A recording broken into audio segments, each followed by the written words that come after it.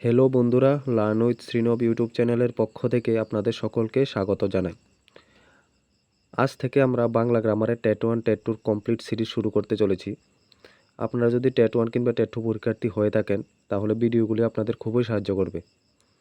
100% guarantee দিচ্ছি, যারা এই ক্লাসগুলি সম্পূর্ণ ফলো করবে তারা পরীক্ষায় কোনো অসুবিধা হবে না। তাহলে আর দেরি না করে আজকের বিভক্তির ক্লাসটা শুরু করা যাক।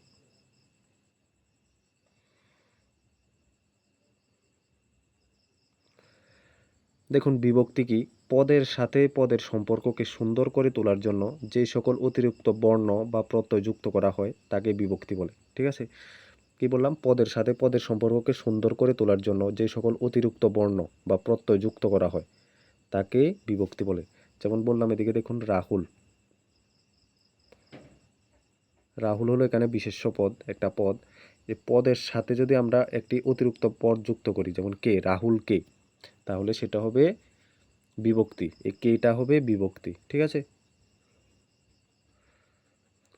উদাহরণ আছে দেখুন, রামকে।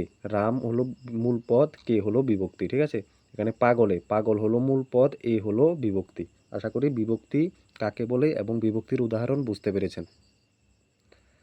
এবার দেখুন, বিভক্তি দুই প্রকার। ঠিক আছে, কি কি? নাম বিভক্তি বা শব্দ বিভক্তি বা তির্যক বিভক্তি। ঠিক আছে, আর দ্বিতীয়টি হলো ক্রিয়া বিভক্তি বা ধাতু বিভক্তি। ঠিক আছে, আমরা যেহেতু টেট 1 টেট 2 ক্যান্ডিডেট, তাই যে ক্রিয়া বিভক্তি ও ধাতু বিভক্তি ততটা ইম্পর্টেন্ট নয়। তবু আমি এটার একটা ডেফিনেট ক্লাস করে নেব, আপনারা যদি কমেন্ট বক্সে জানান। আজকে আমরা তির্যক বিভক্তি বা নাম বিভক্তি বা শব্দ বিভক্তি নিয়ে আলোচনা করব। তির্যক বিভক্তি বা শব্দ বিভক্তি বা নাম বিভক্তি 7 প্রকার। ঠিক আছে, কি কি? প্রথমা বিভক্তি। প্রথম বিভক্তি অর্থাৎ শূন্য বিভক্তি। ঠিক আছে, বা অবিভক্তি। শূন্য বিভক্তিকে আমরা অবিভক্তিও বলতে পারি, এটা হলো প্রথম বিভক্তি। দ্বিতীয় বিভক্তি হলো কেরে বিভক্তি।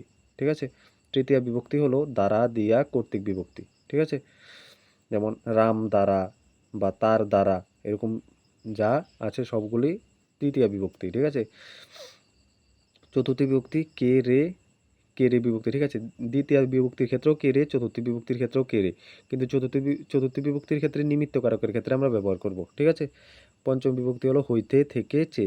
ঠিক আছে, আর ষষ্ঠী হলো অন্তস্তর এর দের। ঠিক আছে, সপ্তম হলো এ তে অন্তস্তীয়। ঠিক আছে, তো এই যে চারটা, সেটা খুব ভালো করে মনে রাখবেন। বিভক্তি, কারক বিভক্তি করার ক্ষেত্রে এগুলি কাজে আসবে।